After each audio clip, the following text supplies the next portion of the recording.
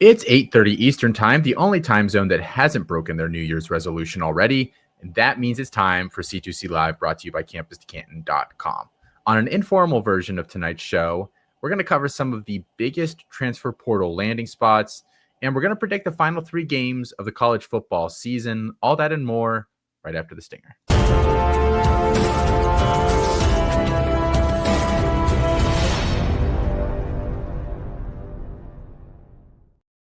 What's up, everybody? Matt Bruening, Austin Nace here tonight. No Chris K. Yeah. But he'll be back next week, I'm sure. So we're back to the original group here. The ones that are still around, at least. Yeah. I mean, it's going to be a pretty casual version of the show here tonight. With all the transfer portal stuff, that just feels like a logical place to go. Yeah. We're just going to, we're not going to cover. Colin and I spent an hour and 45 minutes yesterday talking about like literally every relevant player in the landing spot that they've happened upon. We're not going to do that. I just want to talk about some of the big ones. The first one, go ahead, Matt. Before we do that, do we just want to cover the playoffs so we can get that out of the way? And we don't have to first? So we don't have to force that in at the end of the show in case we get on a roll, of like some interesting takes. I really want to get this playoff talk over with, so let's just do that. Perfect. Then we'll start with that. So Tristan, you're gonna have to wait. Sorry, buddy. And actually, I think we're all gonna have to wait. We're switching up how the podcasts are working here a little bit, so we'll preview this tonight. It'll be just a little more of a casual throw in the future, but we are going to be adding just like a pre-recorded ad to all the shows. It's the housekeeping that we've always done, just in a more somewhat formal setting. So we're going to do that real quick, and then we will get into the playoff and all the transfer portal stuff.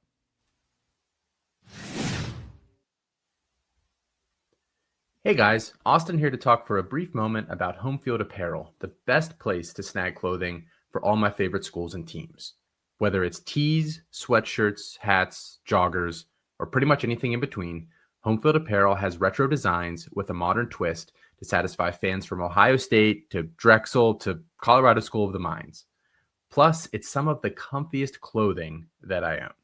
Use our promo code CAMPUS2CANTON, that's campus, the number 2 Canton at checkout, for 15% off your first purchase. What's up, guys? Austin here again to let you know about our partnership with Fast Draft, a best ball and DFS platform that hosts a ton of different contests. With the season over and season-long CFF best ball behind us, I know I'm looking for new contests that can scratch my drafting itch, and I think I have found just the thing.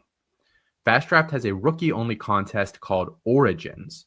Each draft has 8 teams in it and is 6 rounds long. And as I mentioned earlier, you only draft incoming 2026 rookies. I know I plan on max entering this thing, and I think it's going to be a ton of fun. So head on over to Fast Draft, and when you sign up, use code C2C, that's C2C, for a deposit match up to $50. Happy drafting.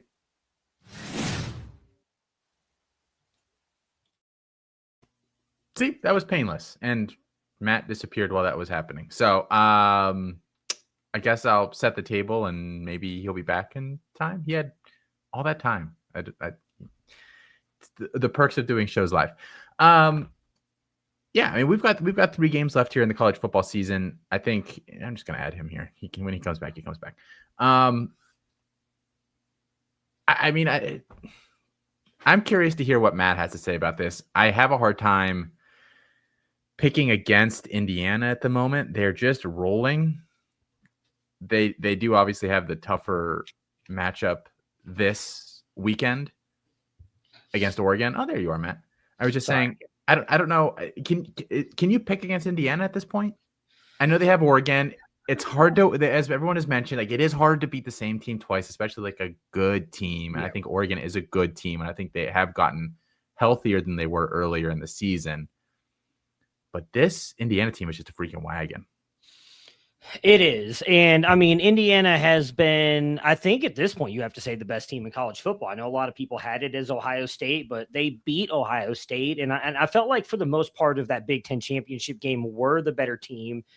I mean, I do not think Alabama was that good to begin with, but outside of the G5 games, was that the most controlled game so far that we've seen? I mean, it was just a straight like beatdown after what, like 8 minutes into the first quarter.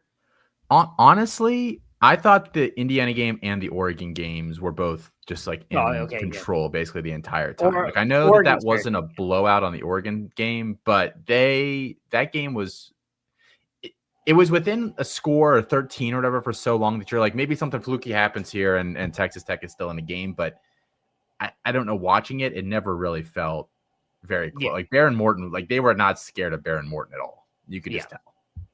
Yeah, so I think that it's going to be an interesting matchup. I do think it could go either way. Tristan says in the chat, it's hard to beat a team 2 times. He's not wrong. Yeah. I do think that Indiana could do it. I think I would lean Indiana to win the game, but I really think Oregon has a chance to kind of to upset them and I think probably end up. I think whoever wins this game probably wins the national championship. I do not think Miami or Ole Miss are necessarily that good, and those teams kind of lucked into the playing TCU kind of thing a couple years ago in the 4-team playoff, and like, hey, whoever we play here, whoever plays TCU, although TCU did end up beating Michigan in that game, will end up going into the national championship thinking they probably have a chance of it. Or I guess maybe you could say last year's Ohio State-Texas game. A lot of people thought that was really the battle for the national championships. They figured either would beat Notre Dame. So I feel the same way about this one. Like, I think whoever wins this game is going to be by far the favorite to end up winning the national championship. Miami has one win condition, and I think it works really well against some teams, and some team it's the pass rush. And if they can get home with 4 often, that just plays right into their hands. But I think if they can't do that, that's when Miami gets in really big trouble. And I don't think they can do that against Indiana or Oregon. At least not like consistently. I'm not saying that, Ruben Bain and all these guys are going to just disappear for the full 60 minutes, but they're going to have a much harder time bullying those offensive lines than they have the past few games. And I was shocked that Ole Miss won that Georgia game. Were you? Not necessarily, because Ole Miss was with them. I mean, Ole Miss hung with them in that first game, right? It really just came down to, I can't remember what exactly happened on that final play of the game, but I know Ole Miss had the ball and they were trying to drive down the field. And I will say I was surprised after watching the first half because Georgia really kind of dominated it. But then the Ole Miss came out and they just could not be stopped on offense. I do think, again, you're and I was trying to figure out the most politically correct way to say this. No. You are an athlete who played in college. You know what that kind of motivation can do for you. And when you feel like everything's kind of going against you, and then you go out there that's why there's the underdogs. That's why there's all these, the talks about the guys who've gone on these runs. Who was it a couple of years ago? Granted, Ohio State is not an underdog the way Ole Miss is, but when they did it in that first year with Cardell Jones, their 3rd-string quarterback, you get on a run like that and you truly start believing in yourself so much. It's like whenever you get down, it's like, okay, we've got this. We're going to bounce back. We can do it. So in that second half, I was like, okay, I actually kind of hope Ole Miss wins this game because I really thought that they were the better team. And I honestly think they have a chance to upset Miami. I don't think Miami is necessarily that good. That defense is going to cause trouble, I think, for that offensive line and Kewan Lacey and Trinidad. What will be interesting, and I think we were talking about this in the Slack channel during the Ohio State-Miami game. I was at the game, and I think it was you who said, Carson Beck is he hasn't made that bad decision yet. He hasn't had that bad game yet, but he's due for a really bad game here with some of his decision-making. I wouldn't be surprised if it happens here against Ole Miss. So I think that Ole Miss very much has a chance to win this game. And again, what a story would that be? Them to go a national championship after losing their head coach to LSU. The LSU's offensive coordinator still calling plays for the Ole Miss Rebels. It is a very interesting story. Them doing this again with a guy from Ferris State that outside of Ferris State fans, nobody had heard of to start the college football season. So I'll just throw myself under the bus. Fraudulent was a word I used for Ole Miss multiple times this season. I said they've got to prove it. Well, they're proving it right now. So I think it'd be a great story if they make it. I would find it very hard to believe that they could beat Indiana or Oregon, but even just making it there, I think is a big accomplishment for a program that might be on the rise under a new head coach in Pete Golding, who at least for the past couple of games has kept it together. They're playing hard for him. I'm interested because I know Ole Miss is doing the Ole Miss thing, which we thought was the Lane Kiffin thing in terms of they've gotten some guys out of the portal already here that aren't really skill guys. We're not really going to talk about them here tonight. They've also retained a couple of guys. Lacey announced that he's staying. And Chambliss said that if he gets a waiver, he's staying. So yeah. they've done a pretty good job keeping a lot of the players that were going to be there and bringing in some new ones. Miami's a 3.5 point favorite. I would be fine betting Ole Miss here. I think that the thing here is going to be that Chambliss,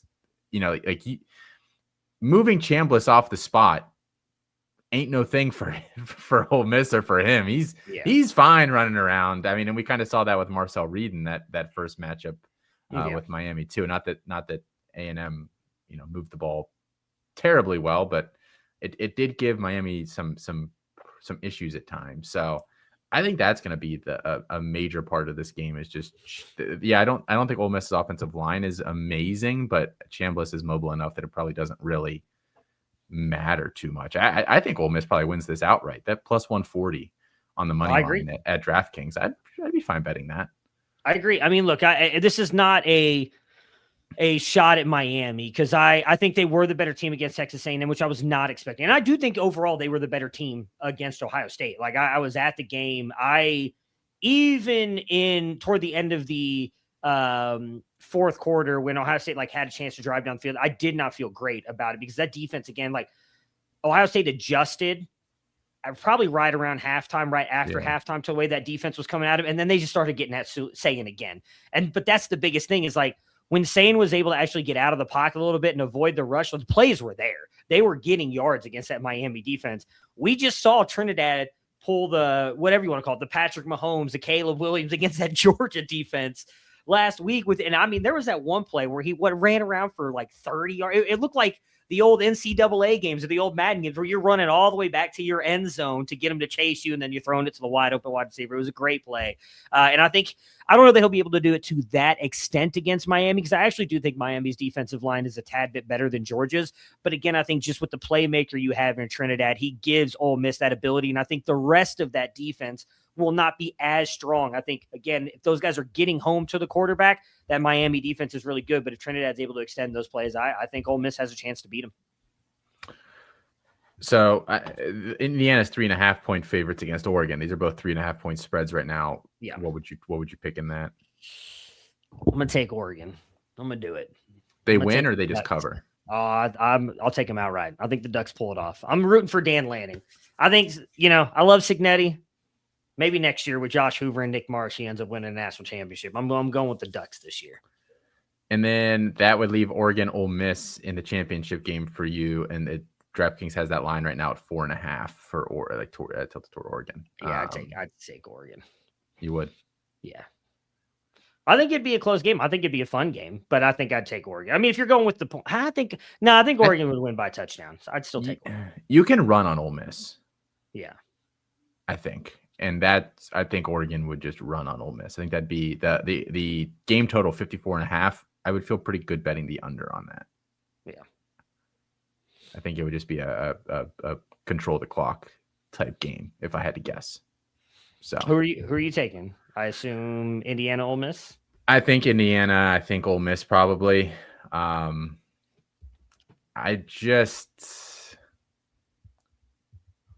Indiana doesn't have a lot of big weaknesses. And I think the big thing with them against Oregon that we saw in the first game was the interior pressure on Dante Moore. And we talked about it.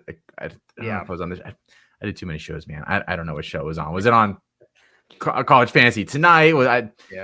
I don't know. But we talked about the thing that we wanted to see from Dante Moore, because the thing that he really struggled with as a freshman at UCLA was that immediate pressure directly up the middle.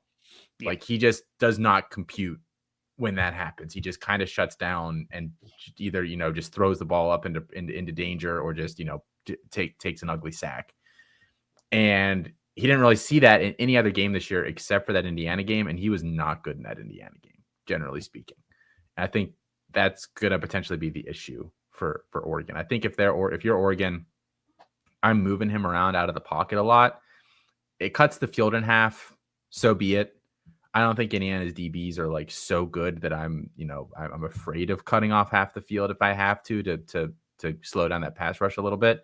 And then, running outside the tackles as well, which is something that I don't think Oregon actually does that. Like, that's not really their bread and butter. Like, their bread and butter is like between the tackles, just running it down your throat the whole game. Yeah. So I'm interested to see what their game plan is for those two things. So I think if Oregon wins, they have to move Dante Moore around, and they have to have success running the ball, probably not directly up the gut.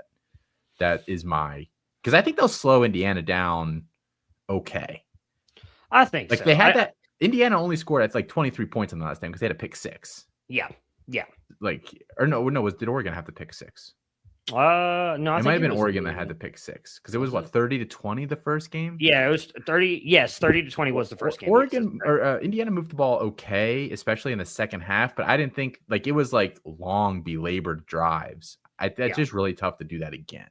I don't think it's going to be. I feel pretty good saying it's probably going to be lower scoring than the first matchup. And I think the game total is around like 52.5. Yeah. Or no, 47.5. So I think, Vegas thinks so too. Yeah.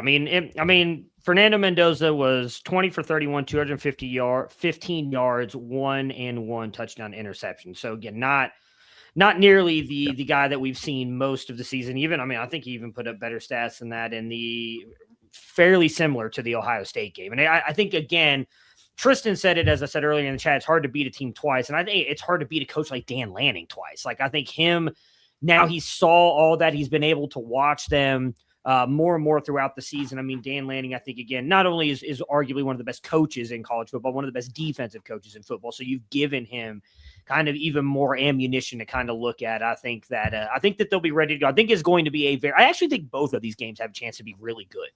Because, again, I think Miami and Ole Miss could be a closer game as well. So I am excited. For those of you who don't know, it's Thursday and Friday night, I believe, are the games this week because NFL playoffs are on Saturday and college football is afraid to play at the same time as NFL. So both those games will be coming up in the next couple of days, depending on when you listen to this Thursday, Friday night. So I can't wait. I will be spending my Thursday and Friday night watching these games and getting ready. All right. Matt, I have some breaking news here, actually. Okay. And I was just confirming to make sure that this was actually Pete Thamel's account, that the people in our Discord did not get got. They did not. Pete Thamel tweeted out at 8:52 p.m. Eastern time tonight, Washington QB Damon Williams is entering the transfer portal per a source. He'll have a do not contact tag on his entry. What do you think that's all about? I don't know, because all the talk has been that like people thinking Jedd Fisch is going to leave, but he's not leaving at this point. No. I don't know why. Damon followed Fisch to Washington. I have no idea. I don't know. There's no other lover here. The Jedd Fisch was the only one who ever had his heart. Oh, wait. Do you think? Could it be LSU? Could be, or Miami, or somebody that needs a quick QB. Here's the thing, right? He entered with a no contact tag. He knows where he's going. Oh, he's entering. He's like, hey, y'all, you don't need to reach out. I've already secured my bag. I know exactly where I'm going. I hope it's not Miami. Dear God, don't let Mario Cristobal get you Damon Williams. LSU actually makes a ton of sense because he's I don't know that Lane Kiffin wants a true dual threat per se, but he definitely needs somebody that's mobile. I was talking to someone earlier today, and they're like, "Well, what's Dylan Raiola up to?" And I was like, "Dylan Raiola is not going to LSU. That he is not a Lincoln or a Lane Kiffin quarterback at all. That would make a lot of sense. I would love if that's where he's going. Then I take that back, Damon. You do you, boo. I'm excited to see what you do in the purple and gold there. Damon Williams throwing to Jace Brown and Jackson Harris. Jackson Harris, yeah, and Trey'Dez Green. That's the big three there next year. That's not bad. That's not bad at all. I'd like it. LSU. Hey, look, I'll be Are the Tigers fraudulent? Some are saying, I don't think so anymore with Damon Williams. Now, I would be very excited. Someone who rosters a lot of Damon Williams, that would be a spot that I would actually really love for him to go. But yeah, it's interesting. It's not at all what I was expecting. Again, for those of you who don't know, I mean, he was committed to Jed Fish at Arizona fairly early, too, in his career. Played high school in Arizona. Actually was very famous for beating Dylan Raiola during his time before Raiola transferred to Buford, right? Was that where? Yeah, I mean, it was very famous for, it was apparently a really great game there. Ends up beating Dylan Raiola, commits early to Jed Fish, and when Jed Fish goes to Washington, he follows him to Washington. You know, started as a true freshman in a couple games, or not started, but they had like packages for him. And yeah, I was not expecting that news, but I am definitely excited again if that's where he ends up going is LSU.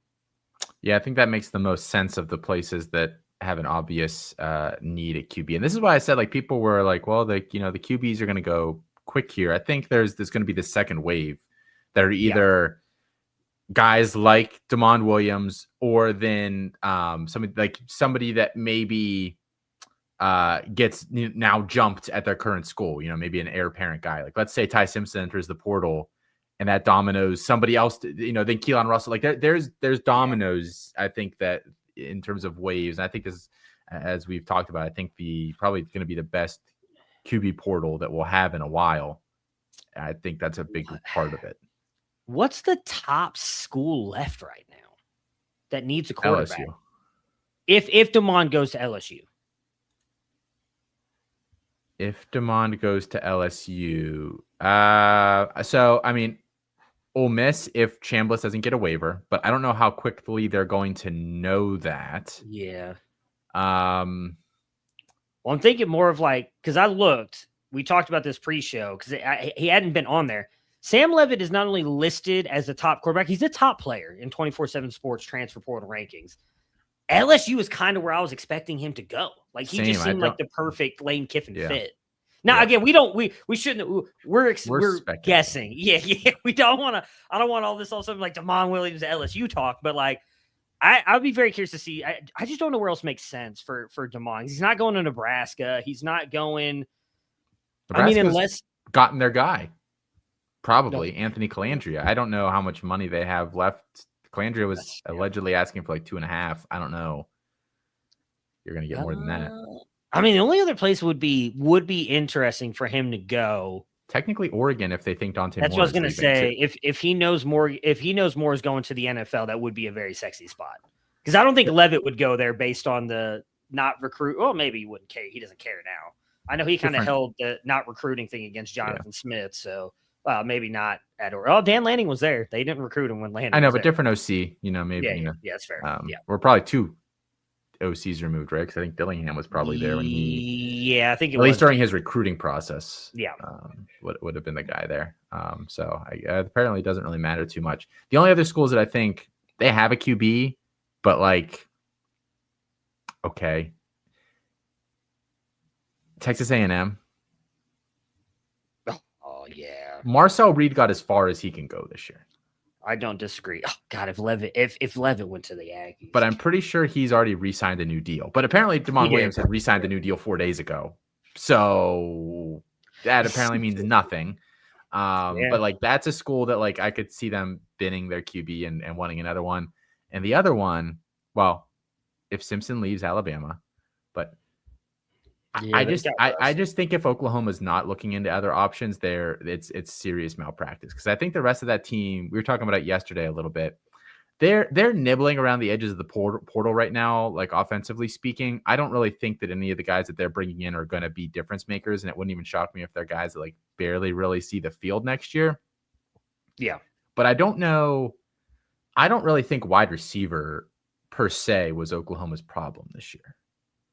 Like none of those guys are studs, but they were guys running wide open. And I think the offensive line is going to be better next year.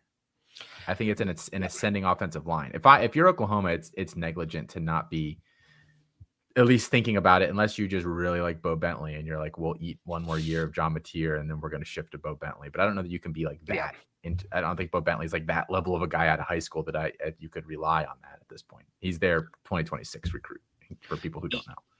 Yeah, I mean, I think me and Chris K talked about it after that first round. I you can't put it all on one player. But again, I just think there was definitely some throws there from Mateer that not only did he miss, but as I mentioned, I think on that show, there was a couple times that like he had players running wide open in the middle of the field, and he was doing this like jump backwards throw that was just unnecessary. There was no traffic around his feet. He could have just planted and thrown the ball the way he should. I think Oklahoma would have easily beat Alabama. I don't know that they beat Indiana, but still, like, I think Levitt gives them a much higher ceiling if he's there. So I would be that. I mean, obviously, I'm watching to see where he goes. He never should have left Arizona State to begin with. Kristen says ASU. ASU signed Cutter Boley. I think that's going to be their play.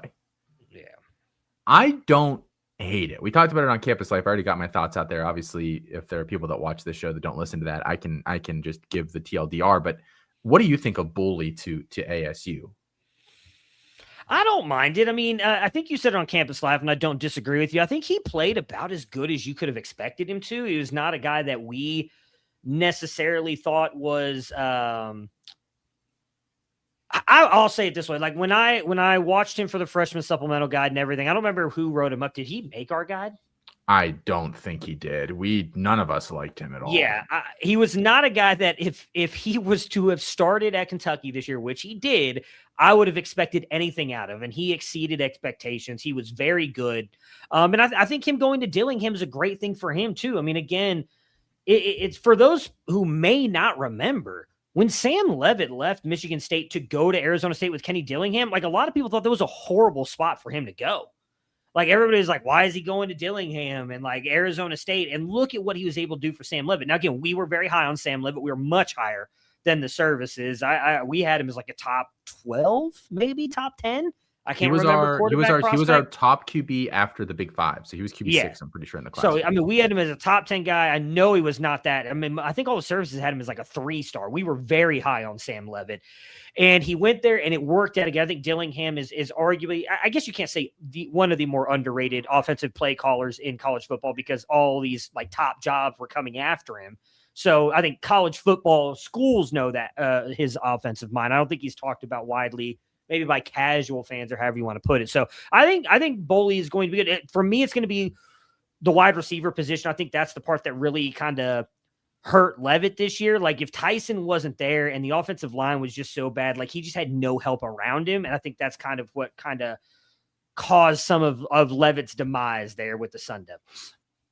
So we actually did Boley did make our guide because we have to put the top 150 in. And we've talked about this, like, especially last year, we definitely had like a big disclaimer. Like we aren't really recommending that you draft this guy, but it's our top 150. He does not have a draftable grade from us. Like, and Boley, but Boley he actually, with the adjustment that we give to positionally, he did have a barely draftable grade from the group. He was QB 49 in the class for us.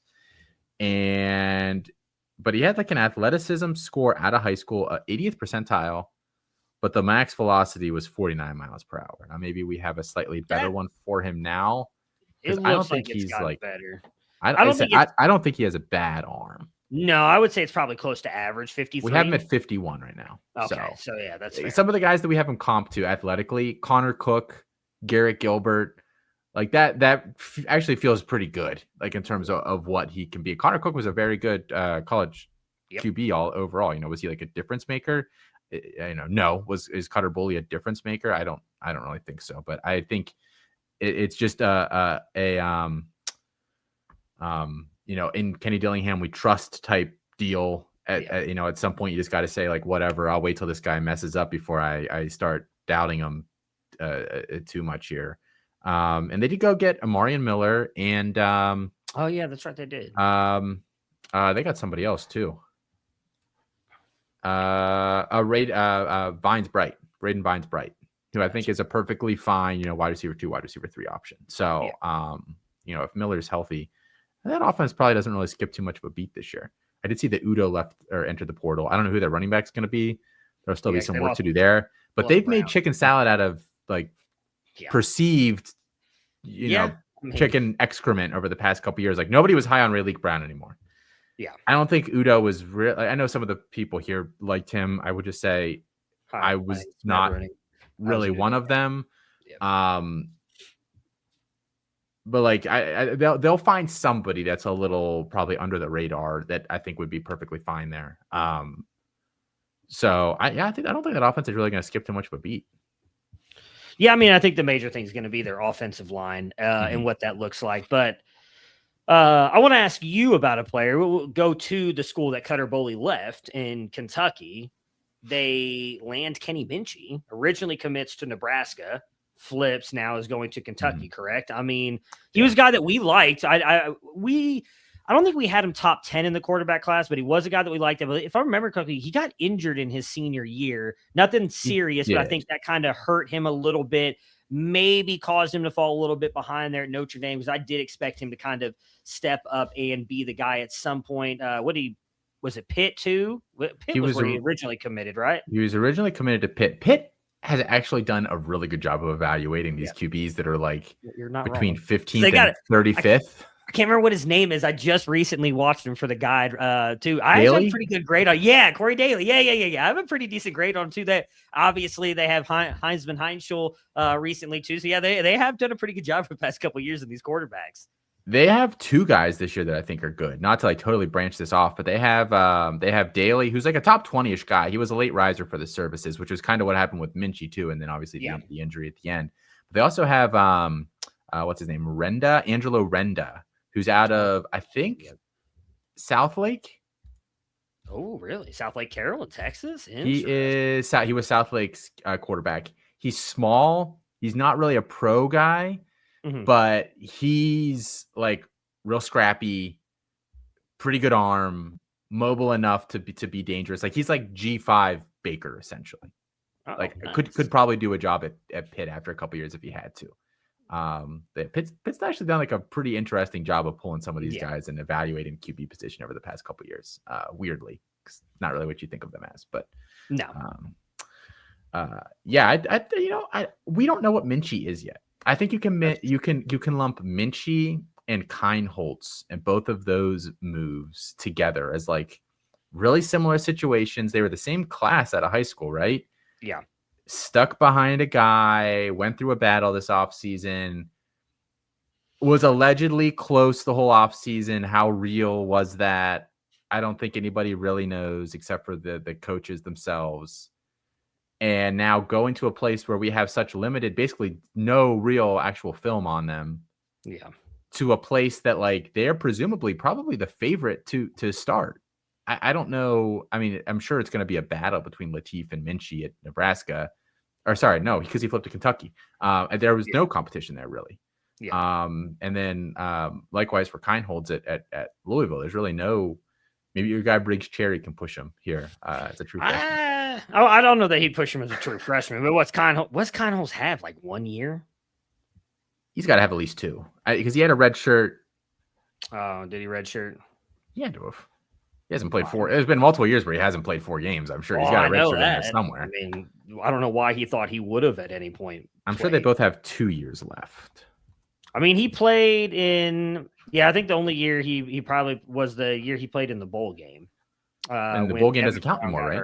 No, I don't think so. Yeah, well, it was only the one game though. That's the game that Devin Brown got hurt. Like I think it was against Missouri. It was a horrible bowl game. Devin Brown got hurt like the second drive, and then Keinholz had to play as a true freshman like the rest of the game. So Keinholz did play, and he'd appeared in 7 games this year. They would put him in, do some weird, random stuff with him that was never really made any sense. I don't know if they were trying to develop some package to have the threat of it that they never really got to unleash in a big moment. But he played 3 games and 2 games at 2 years before that. So he'll have 2 years left. But I mean, I think him and Minchey I don't think I have a good opinion on what they'll be because we haven't seen them. It's been so long since they've really played meaningful snaps. And I'm sure it's easy to talk yourself into them. Like I can make an argument for Lincoln Keinholz. Same. Like I think he's got all of the physical tools. I think he was miscast as kind of this rush only kind of guy that Ryan Day seems to have like such a boner about with whoever his backup QB is. Like made Devin Brown do this, made Lincoln Keinholz do this. I'm sure he'll probably try to make Tavian St. Clair do it next year.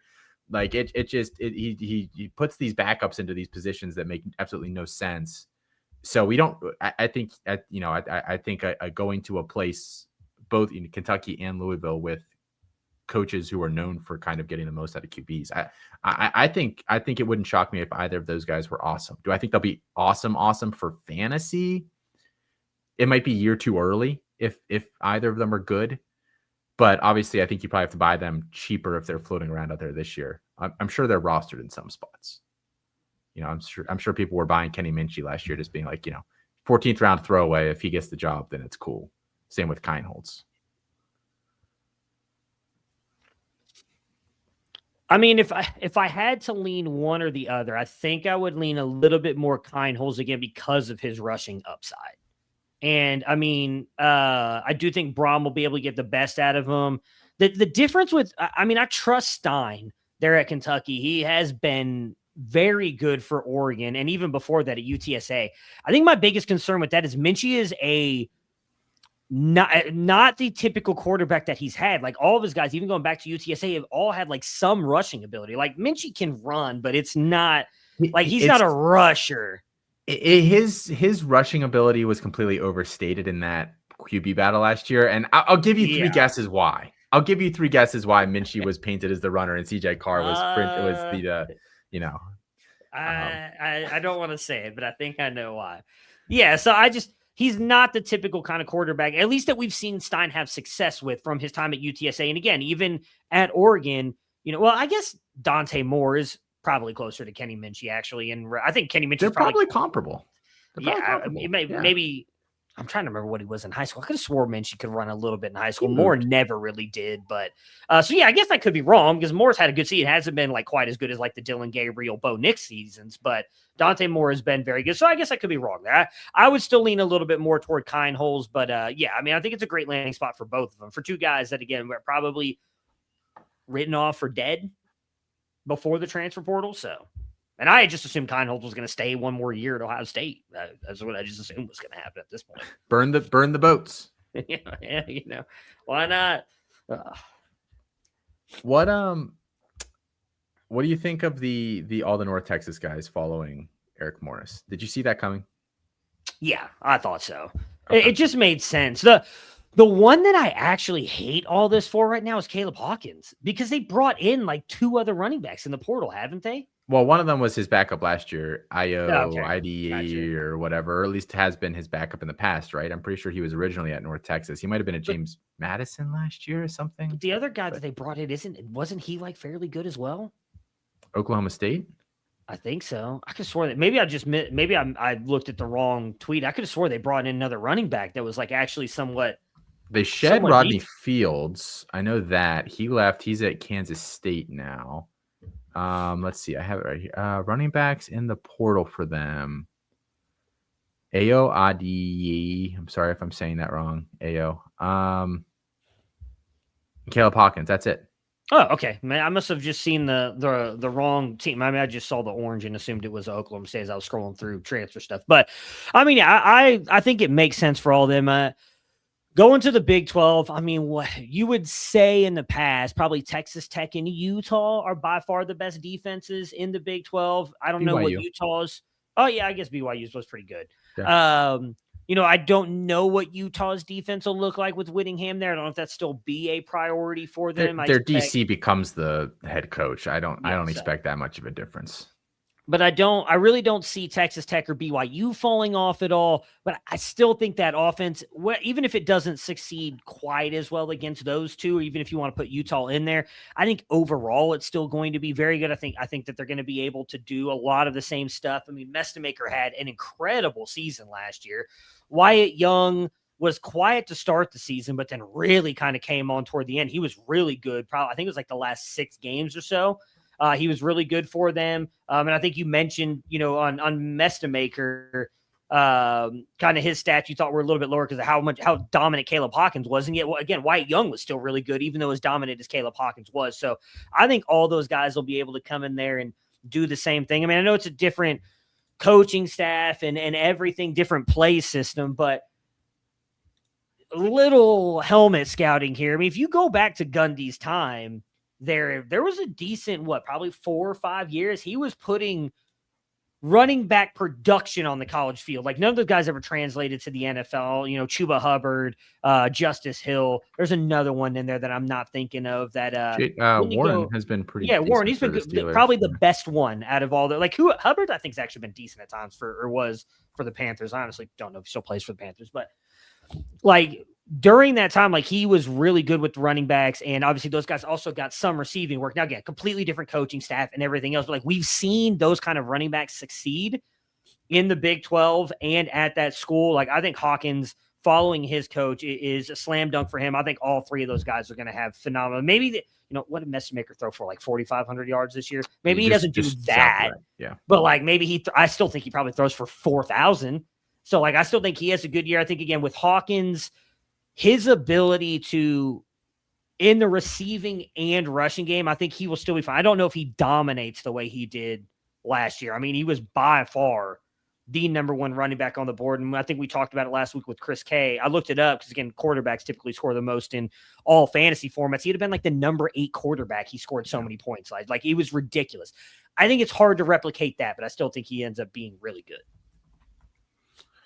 We were talking about this yesterday. Hawkins got like 220-ish carries and then 35, 40 targets. I would expect that he probably gets in that ballpark. So I actually think he's going to be okay. I think the big one that could be, like, who is their wide receiver 2? Do they end up having one, and who is it? Because I think that could impact Wyatt Young, who had 100 targets last year. Yeah. And I think that number really increased. Like, if they had all gone back to North Texas last year, I think you probably could have penciled Young in for like 120. Like, the beginning of the season, he wasn't getting as many, and then it kind of shifted that way as the year went on. So I think maybe we see a little bit of a decrease for Young, depending on, I mean, right now they did bring in Israel Polk from Akron and Miles Coleman as well at wide receiver, but that's all they've pulled in at wide receiver so far. I don't know. I don't have the list in front of me of what's been outbound at wide receiver, but it's not like they had an amazing group there anyway last year. So, and they don't really have any super highly ranked guys in the freshman grouping this year at wide receiver. So, I don't know. Is this a JUCO guy that I haven't watched? Yeah, he's a JUCO guy. JT Weir. Yeah, he's if you haven't watched him, I definitely haven't. He's the number 10. I don't really watch the JUCO guys for the freshman guide unless it was like what's his name last year, Waymond Jordan. Not really a need to do that. So, I don't know, Matt. Any of these other moves stand out to you right now? I've got a huge list of guys in front of me, and you can find a big list. We have a full tracker that has player name, position, old team, new team, the day they entered, their position rank, all that kind of spread. If there's a crystal ball over at campus2canton.com, if you go to campus2canton.com/transfer portal tracker, or just go to campus2canton.com on the front page there's a big thing that says transfer portal. Yeah, I mean, let's just hit on a couple of the big ones. I mean, let's go with Indiana.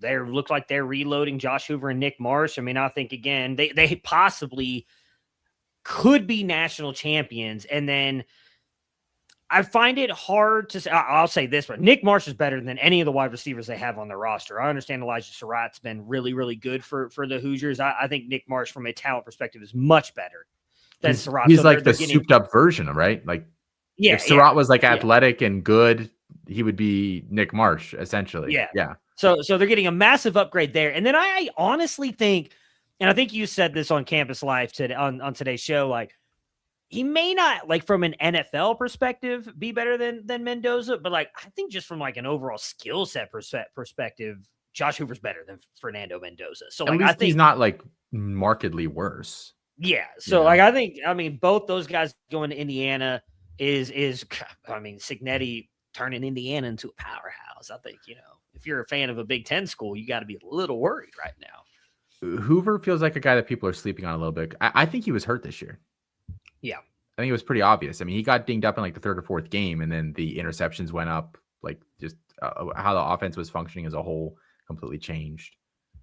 Well, I mean, again, like, if you want to look at it from, I look at this just strictly from a Frank Signetti perspective. And again, I'm forgetting what his name is because I have Colin Decker in my head with like an Irish accent. Just it's not Patty O'Malley. It's not Patty O'Malley, but I forgot what the dude's name. Curtis Rourke. I always think Curtis O'Rourke.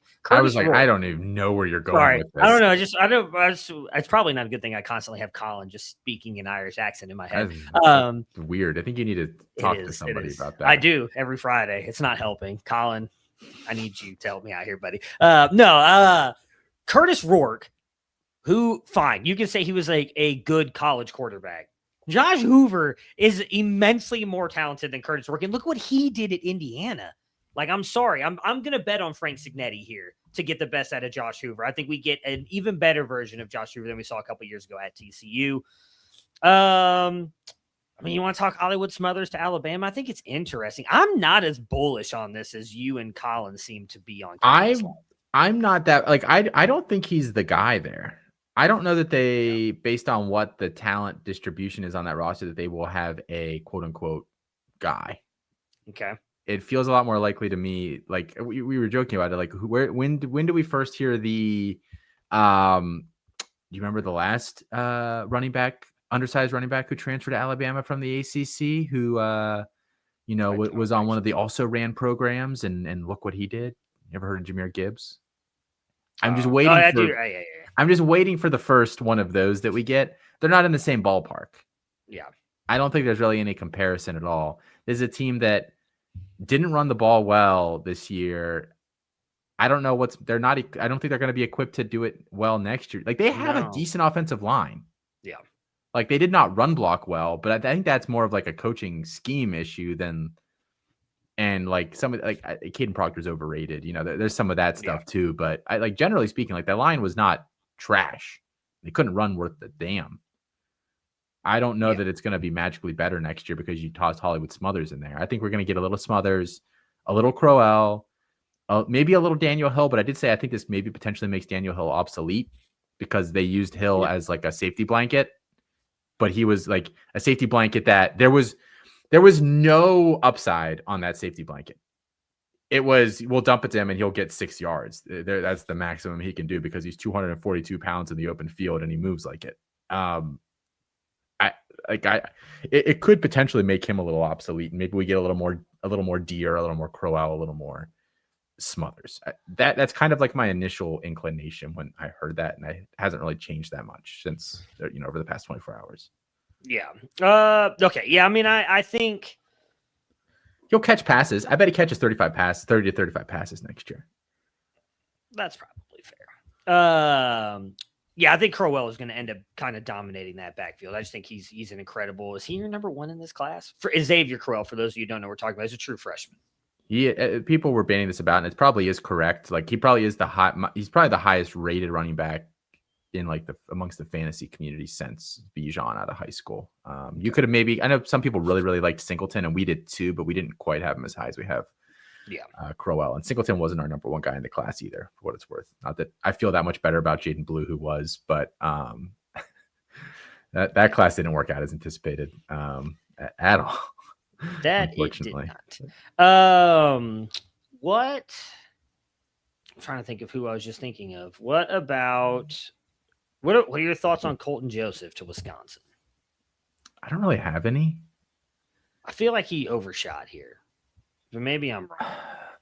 Overshot what Wisconsin traditionally is, or what Wisconsin's been the past 3 to 5 years? Because I think he probably he's not worse than Billy Edwards, and we didn't really get to see that much Billy Edwards next year. And they went through like 4 or 5 QBs with the injury bug. I think he'll be fine. I think if you're a P4 team and you're rolling Colton Joseph out there, you're probably capped at 7 to 8 wins.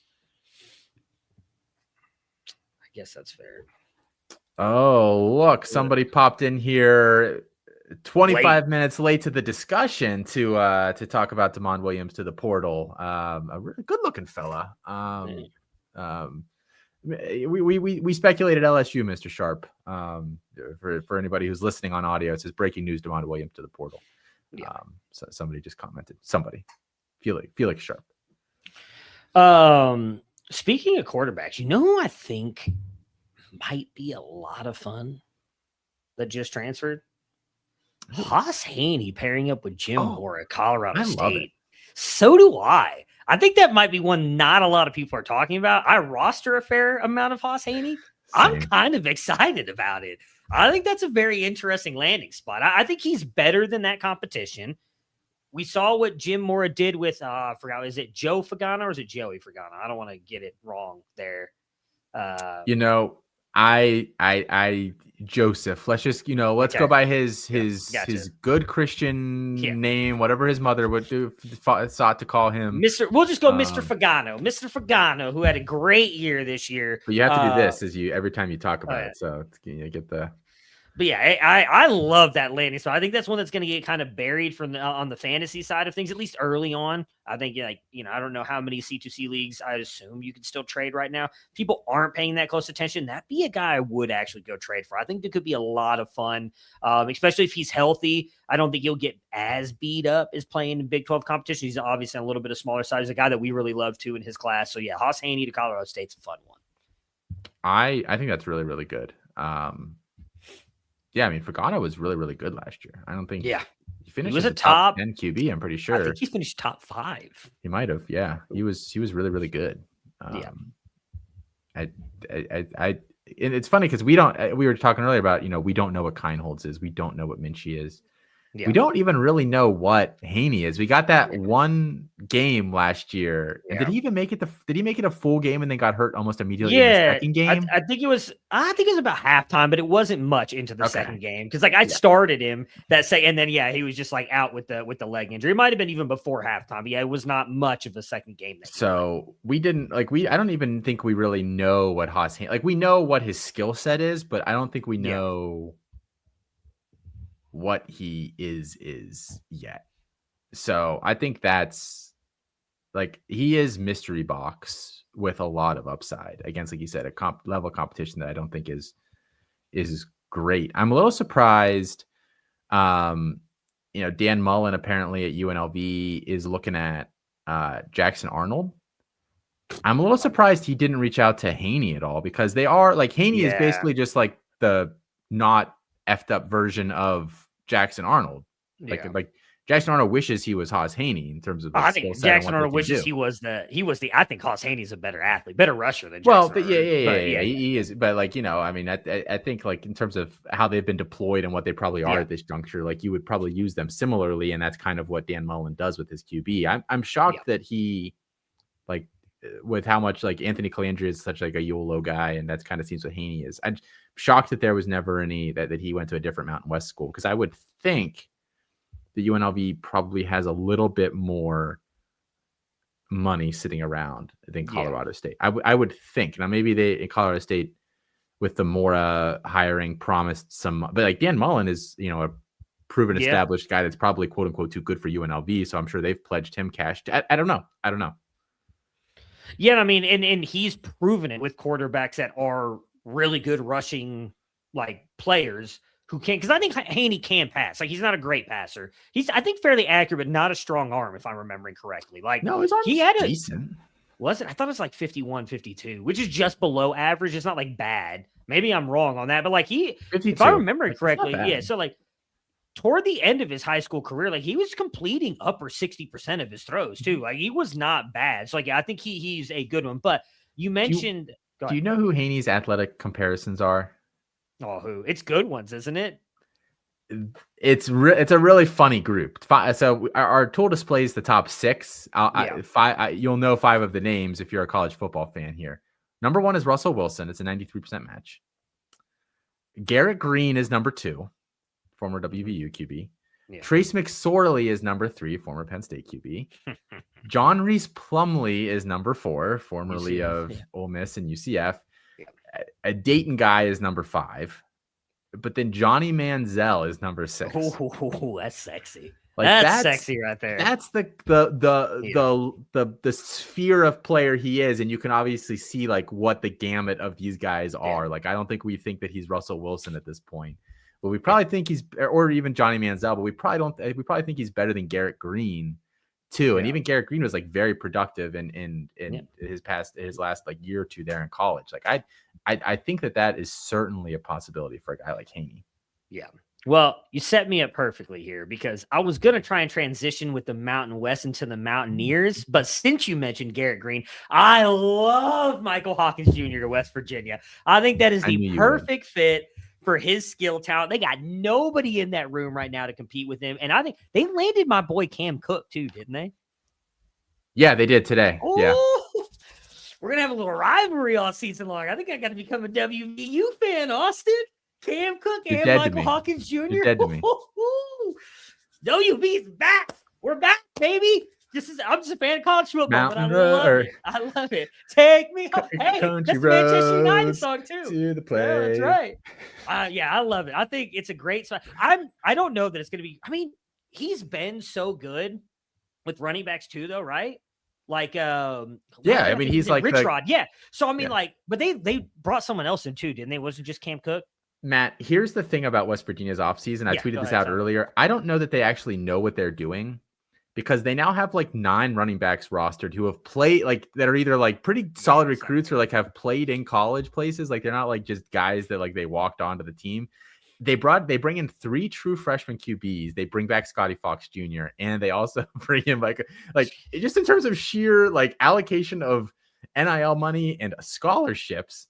I don't really know that they have like it's just total shotgun scattershot approach at both of these positions. Yeah. I mean, you have to figure Cook and Hawkins are probably the leaders in the clubhouse to take those positions. I would think so. I feel better about Hawkins. Yeah, than like Cook being the bell cow all season long. I agree. When I saw it first for Hawkins, I think I tweeted out about Hawkins. I didn't tweet out about Cook. I love it for Hawkins. Again, because you just mentioned Garrett Green. Like, don't get me wrong. Garrett Green had like no NFL future whatsoever, but he was an incredible fantasy asset. Different staff too. And I mean, that's fair. I think Hawkins can be that. Like, I don't expect him to be a top. I think at one point Garrett Green was like a top 5 quarterback for fantasy, was he not? Like, he was pretty good. Green, he was ranked highly. I don't remember exactly where, but yeah. You know, I don't know that Hawkins does that, but like I would not be surprised if he's a top 24 guy. And I guarantee is not rostered anywhere unless you play in one of the 3 leagues with Matthew Bruening. That's it. It's the only leagues that Michael Hawkins is rostered right now. So like, I think Hawkins is going to be, I'm already saying, right, he's my flag plant. He's going to be him or Haas Haney. Those are going to be my flag plants at quarterback this year. Didn't you plant Haney last year? No, I planted CJ Carr last year. Oh, you did. Okay. I was going to say, you can't. Well, he wasn't horrible. You can't plant a guy 2 years in a row. It was not great. I mean, in fairness, I looked it up. Like, Carr's ADP was like in the 70s. He finished as QB 40 something. So I know that's like kind of a win. I nailed all my other ones, so I'll take a loss this year on quarterback. I nailed Sam Levitt the year prior. So no, I'm excited about Hawkins to WVU. I think it's a great landing spot for him. And again, we'll see with Cam Cook. Like, I would have preferred Cook go somewhere else, especially because of them landing so many. But again, like I'm about to put the order in for you and Woody. I got to start looking for a WVU shirt. Again, I'll send you mine. I have. Will you? I think, no offense, I think you're a little bit bigger than I am. Tall wise, no. Tall wise. What size home field shirt do you wear? Medium. Okay, it's a large. Yeah, I know. Yeah. I meant tall wise. You're like 6'2". I'm on a good day 5'10" with the hair fully spiked up. Yeah. So like if you're 5'10", then I will say because Felix is in the chat. I am wearing my Grand Valley. My Grand Valley shirt today for him. If my license was over here, I'd pull it up. It says 5'10" on there. That's an official government document right there. So it's official. I am 5'10". And no, Mike, I don't lie about my height. Mike's hiding backstage. Never 5'11". I don't like to. You like to set the bar low. What's your Tinder profile say? I don't have a Tinder profile. You're going to get me in trouble. I do not have. Never? Let me clarify right now. So in case anybody's watching, there is no active or actually, no, I've never been on Tinder. I'm a lover. I'm a lover, Austin. I'm not Bumble. I did have a Bumble. Yeah, I did have a Bumble at one point. Yeah. This is just taking a weird turn back to college football. Back to Aaron Philo to Florida. I was gonna, Matt. One more here, and we can get out of here because we are bumping up on the hour here. I don't know if you saw Aiden Childs found a spot. I believe while we were live on the show, he said maybe right before. That. Yeah, Aiden Childs, your other love child, to Northwestern. I mean, it's an interesting landing spot. Who do they even have anybody there that's gonna? Who was it last year? The Preston Stone, Stone right? still has eligibility, right? Or Eligibility. I would think so. He's got to have at least 1 year. I would think. Oh, I messed my whole camera up. Getting all got too excited about excited, man. the Tinder stuff. He I probably just doesn't. Stone probably doesn't. He would have redshirted in 2021, and then he played 6, 12, 7, and 13. He's done. I thought maybe that one of those seasons would have been short enough with the injury to not. I mean, so what? Child's got two years left, right? Because I think maybe he didn't redshirt because he played a lot in that Oregon State game. Or in that, so he's got what, 1 year left? Yeah, I don't love it then. Yeah, he's played 9, 12, fine. and 9. I mean, yeah. I mean, Fitzgerald, I think it's not Fitzgerald anymore. At Northwestern. Oh wait, who took over? No, Fitzgerald's at Michigan State. That's right. I'm thinking they have. I forget who their coach is, but he's been there since they. Wait, it's Chip Kelly, isn't it? Did Chip Kelly get the Northwestern job? Or I thought Chip Kelly was at Georgia Tech. I could have. Maybe I'm misremembering my headlines here, but I'll wait to give my opinion because if it's Chip Kelly, I don't hate it, but I don't expect Childs to be that. I think unfortunately he's. No, it is Chip Kelly. Yep. Yeah, I mean, I think he'll be fine in the Kelly offense. He's not going to have anybody to throw to, which I think has been part of his problem at Michigan State. At least he had Nick Marsh there, right? And he's not going to have anybody close to that. So I'll be interested to see what Childs does. Unfortunately, I think he's gonna be a miss. Was one of my favorite quarterbacks. Great kid. Yeah, just never really the processing never. I mean, obviously he's still got time, but yeah, that clock is really ticking at this point. Yeah. Can we actually end the show on a down point for once? Sure. Someone die? What are we talking? No. About? What's Penn State doing? Because I'm sorry, Colin. We can end this show on a down. I'm sorry, Colin, but like all those guys, and then they add James Peoples too. Like, do they win 4 games next year? The schedule is really, really weak. They'll win 7 games accidentally. Like maybe it's just me. I just don't think Rocco Beck's that good. But I mean, Carson Hansen. So your running back field is what? Quentin Martin, Carson Hansen, and James Peoples. That's your top explain 3. That one. Explain that to me. Who's going to be the guy? I don't think they'll have a guy. Similar to Iowa State last year, they didn't really have a guy. Like I know they rode Hansen for a while because Sama was hurt, but like I don't know that the past 2 or 3 years they haven't really had a guy. They haven't had a guy at Iowa State since Brees. Jeez. Which is so funny because before that they did usually have a guy. Yeah, that's why we were always looking at the Iowa State guys. Who was it that came right after Brees that we all? Was it Sama was the guy that came after him? No, I did not like Sama. That was Mike Valerie's no longer in the chat. David Montgomery was the guy right before. I believe it transitioned because then Brees came in right as a true freshman and won that job by like week 3 or something crazy. Yeah, Hall was amazing. Because I remember I was in a C2C league that I was only in maybe one C2C league at that point. It was a auction in the offseason. It's my oldest C2C league, and somebody got Brees Hall for like nothing. And I remember being like, I don't even know who the hell that is. Like, okay, whatever. That worked out well for them. Yeah, I'm curious as to what this is going to look like for Penn State. I don't love a lot of the moves that they're making. I don't think. I guess I shouldn't say I think it was a bad hire. I think he's a fine coach, but I don't know that he is going to raise the bar that Franklin set at Penn State. I think he is very close to Penn State. Because here's the difference. Maybe I'm judging them too much right now on this transfer portal class. Their recruiting class has not been great. I think that's partially due to obviously Franklin leaving, going to Virginia Tech. There's only so much you can do with the recruiting stuff at this point because Penn State, that's not a Matt Campbell problem. That's Penn State pooping their pants. When you fired Franklin, you should have purged if they're all James Franklin loyalists, you can't fire the guy. Tell him that, tell James Franklin that if he doesn't pursue another job immediately, he doesn't get any money from you. Yeah. So that he's very clearly going to get another job this cycle. Keep his recruiting department there and then have them basically all be like, well, actually, no, because now that James Franklin got a new job, we're James Franklin guys. You should, and they steal everybody over Virginia Tech. They didn't see an issue with that at the time. Like, this isn't even a hindsight thing. Yeah. Yeah, I'm not going to blame the recruiting class part on him, but what I do worry about is Campbell has, in my opinion, never been a great recruiter. Like, the one thing I'll say about Franklin is he was bringing in players, and we've kind of talked about this too, right? Like, has done the best at getting, at least out of the defense, a lot out of those prospects. He didn't really do it on the offensive side of things. I don't know what Campbell's doing. I don't love what he is bringing in the transfer portal.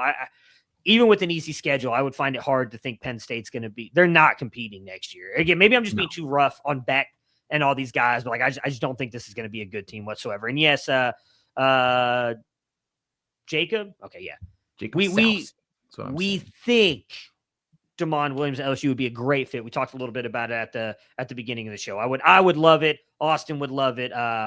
He is entered with the no contact tag, so he knows where he's going. He did just announce it on his Instagram as well 30 minutes ago. So it is official. So somebody just post a picture though of Lane Kiffin at, I presume, whatever is today's LSU basketball game. Lane Kiffin sitting courtside with Sam Levitt and Trey Wilson. Ooh. I wouldn't hate it either. All I'm saying, I mean, I would.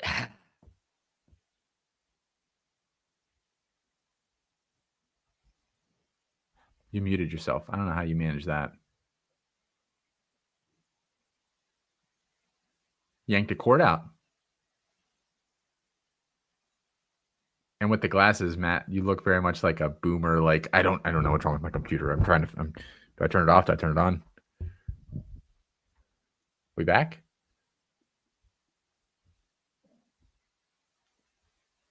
I still can't hear you. I think that's going to be tonight's show. Yeah. Maybe. Can you hear me now? Oh, yep. Now I can hear you. Maybe. What I was saying is we did also say that if he knows Dante Moore is going to Oregon, that could be he could be going to Oregon as well, especially if Sam Levitt was sitting with we've said it from the beginning. As soon as Levitt entered the portal and Lane was going to LSU, that just seems like the perfect fit. Levitt is by far the most Lane Kiffin of quarterbacks that I've ever seen. I think it'd be a great fit. I think he would boost that offense. I think Damon would be great too. But Sam Levitt's got a little bit more of that, let's just call it sexy bravado that he brings to the position. That is very much a Lane Kiffin kind of comp. It actually kind of is. Yeah. By the way, the saga is not over because Pete Nakos, I mean, not that we thought it was just beginning. Pete Nakos just tweeted out, Damon Williams announced a new contract with Washington less than a week ago. Washington will enforce the deal, sources tell On 3 Sports. Interesting. So if that is true, I think we need to see more of these deals litigated out. I don't know why people think that they can just sign a contract. I'm sure the contract has terms in terms of ending or opting out of the contract. I have to imagine that this isn't so open-ended that there's no ramifications for leaving here. And like, obviously you can't, they're litigating that one right now with the kid that left Georgia last year to Missouri, who's now leaving Missouri again. It's very funny. And they had like 4 times the amount that he earned, they had to pay him back. Like, you can't do that. That's generally not acceptable in the world of contracts. But like, if it's like he's locked in or else, like I'm sure there are certain terms here that I want to see more of these litigated. I think I don't think it's right that the pendulum has swung so far now that the kids can just double barrel middle finger at the schools in situations like this. I think it's wrong. Well, what is going to be interesting, because Pete Thamel tweeted that out too, said that it was near the top of the market, the deal that Damon Williams got. So my thing is, if who else was Washington going to pay? Like, not to be a dick, but no, I got you. But I mean, my thing is, like, if you're Damon, or again, if you're, what's the word? If you're advising Damon, why would you have not just told him to hold up? Because clearly it's because of an LSU or an Oregon type team that just came in and was like, we want you. And which again, I don't think it's a bad thing for him to let's say that it's close to top of market. And let's assume that top of market is again, this is not a confirmed number. Let's assume the top of the market right now is the $5 million that Sorsby got. Let's assume Washington came to him a week ago and said, we'll pay you $4 million next year. Without that Sorsby deal, even in the whatever. Yeah. I think it would be a little bit negligent if you are his agent or whoever is advising him, if there is no $5 million barometer out there. And it's not, I mean, Damon Williams was good last year. He wasn't He wasn't great. the best quarterback in college football that you would think that he would, be able to demand just a hefty. Like, I think it would be negligent for you not to be like, yeah, I think you should probably sign that. I mean, I'm not against saying that you should probably sign it, but there's no way that you haven't had some kind of, you entered the transfer portal with a no contact tag. There's no way that contact started a day ago. You've probably talked to whatever this team is, I would guess, for at least a week or so. Unless Washington came to you and said, you've got to sign on this dotted line today or the deal's gone. I don't know why, if you're not Damon Williams, you're not like, just take a beat. Just take a beat and see, because here's the thing. If it is an LSU or an Oregon, even if it's the same money level, this is not meant as any disrespect to Washington. I don't know, this makes me, I got a Husky shirt. I like Washington. Oh, Matt, you're not that big. They you. don't label things as Husky anymore, do they? Not anymore. The young crowd won't get that joke. They won't. But anyways, forgot what I was saying. So you messed me up. Call me fat. You really get some. No, I explicitly said you weren't fat, man. Now I understand why Colin feels so bad all the time. Anyways, just kidding, Colin. Love you. No, I think if you're going to Oregon or LSU, that is not only a massive like boost for you, your profile, but also your draft stock. Like, again, I know he's on the smaller side, but like he is a player who has the intangibles. So like if he were to go there, like it's a better move for his, I think, career in general to do that. So I don't know why you wouldn't hold off, unless, again, Washington came to you and was just like, sign today or deals off the table. I don't know how good DeMond would have to be. And I know that a lot of these guys have, what we view as like, foolish or, unearned or, whatever other word, like confidence. But I do think that if you are moderately grounded in reality and what's happening right now, not that you're counting yourself out, but if you're trying to be realistic, the NFL probably isn't overly enthused by the DeMond Williams archetype right now after I would call them probably failures of Kyler, who I think is basically, we've called him since he was a high school junior, senior, basically the dollar store Kyler. Yeah. But I think Bryce Young falls in that category to a certain extent as well. And they've both, neither, I don't know that there's that much more room for growth for Bryce Young. I think he kind of is what he is. Like, I don't know if the NFL is going to be clamoring for a DeMond Williams at this juncture, unless he was just absolutely blowing the doors off everybody, which obviously hasn't happened at this point. Yeah. So Bryce wasn't horrible last year, was he? He's fine. You can just tell that there's severe limitations, especially with like throwing in rhythm over the middle of the field. Like he really is. It's a struggle when you watch them offensively. They cannot consistently do that unless he's scrambling around a little bit. Yeah, I mean, I don't disagree with you, and I think I think Kyler's issue is more off-field stuff than anything else. I don't know that DeMond has that issue, but love of the game. Yeah. Or lack thereof. He loves games. He loves a game. Yeah. Call of Duty, not football. Yeah. Is Call of Duty still good? I haven't played since Modern Warfare 2. Is it? Can anybody? I guess I played a little bit of the Black Ops game when that came out when I was in college. Oh, I'm sorry, it's FC now, not even FIFA. They changed it. It's so funny. I don't have time for. I'm old now, Austin. I don't have time for video games anymore, unfortunately. So.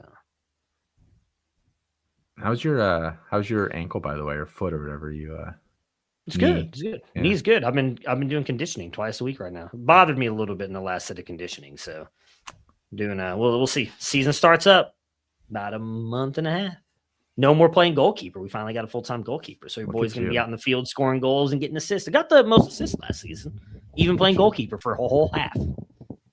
I'm always the guy that fills in a goalkeeper if like somebody does, if the first goalkeeper doesn't show up and they can't find a replacement for him. I've been debating just buying myself a pair of keeper gloves so I don't break my freaking fingers. I did. I messed my thumb up. It is still, I can't touch it right here without it still hurting. I took a shot top corner, all thumb, it didn't go in, but all thumb. And I regret that decision massively. Yeah. I think that's a purchase, so I can protect myself. I would do it. Well, I bought mine out of style. I didn't buy the finger saver ones. I bought the mine will absolutely have the finger I know. savers. I regret not getting the finger savers. I regret that immensely. But look good, feel good, play good. That's my motto. So. All right. Well, that's going to do it for this week's show, guys. Apologies to Kirk Herbstreit. We ran out of time. I mean, that discussion at the end just got a little out of control for what we thought it was, but we will get him rescheduled for next week. Make sure you're checking out everything over at campus2canton.com. Everything here, obviously, on the YouTube channel. Drop a like, subscription, or subscribe, all that good stuff. And check out all the other shows here on the feed as well. We'll be back next week. Until then, guys, from Matt and from Austin, good night and good luck.